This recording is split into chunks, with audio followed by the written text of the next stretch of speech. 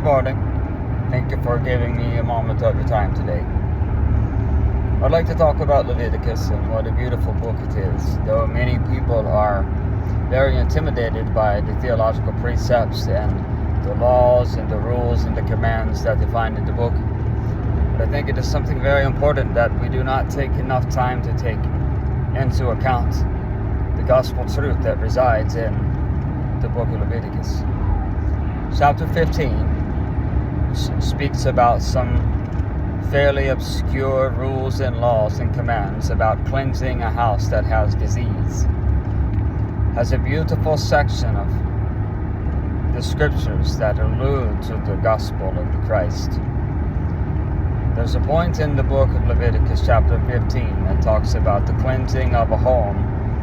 It says you are to take 2 young pigeons, an earthenware vessel, water, hyssop, cedar wood, and scarlet yarn, and in an appropriate ceremony, cleanse the home. I'd like to talk about these elements for a moment. I'd like to first point out that the 2 young pigeons are that which was ordained by the Lord to be given as an offering by the poorest of people, and that in themselves have no power outside of the Spirit of God that created them to do anything. Keep that in mind as we move forward. Secondly, I would like you to think about the fact that we have 2 pictures. One of cedar wood, which was known as a very elegant and highly sought out and fragrant piece of wood, often used in grand construction projects, much like we see in the temple. And then you have the hyssop, which is a mildly fragrant, lowly plant that grows near water and other places.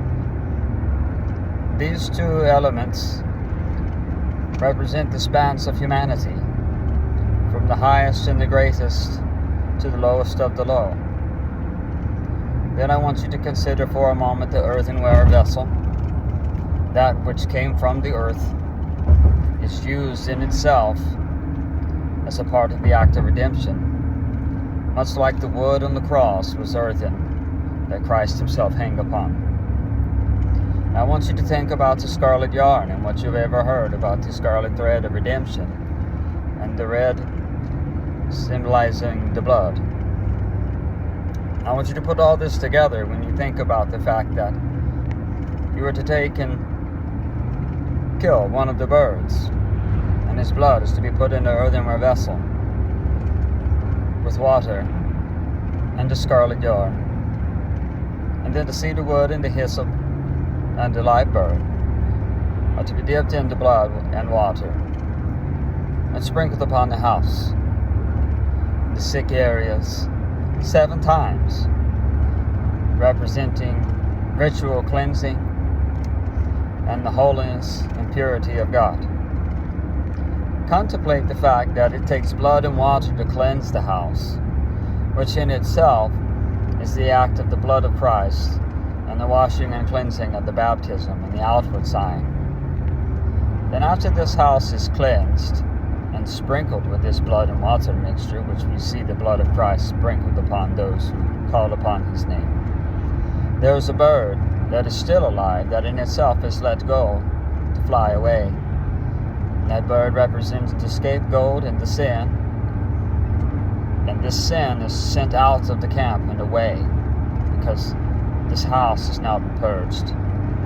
I want you to contemplate what it is that you have just heard in this passage, and go to Leviticus chapter 15, and I will allow you to search out the exact scripture reference because it will be good for you to read it and to realize that this is a beautiful picture of the gospel pointing to the work of Christ, and that salvation cannot come by any means other than that which is prescribed by Yahweh. So keep in mind when you read Leviticus that there are so many things that apply, and it's not just obscure laws about fabrics and eating and kosher, though these things matter because they were the separation that God had designed for his people from those of the world. Go through today and read Leviticus chapter 15 and contemplate the gospel of Christ and what it means for you in your life, and how you can look at this and see this great picture of the glorious gospel that has brought salvation unto all humanity. I thank you and I love you, and may the God of peace forever uphold you and cast His grace and His mercy upon you as you go about this day in your great efforts to glorify His beautiful name, that name that was placed upon you in your baptism, that name of which you adhere to. May the Lord bless you and keep you. Pax Christi.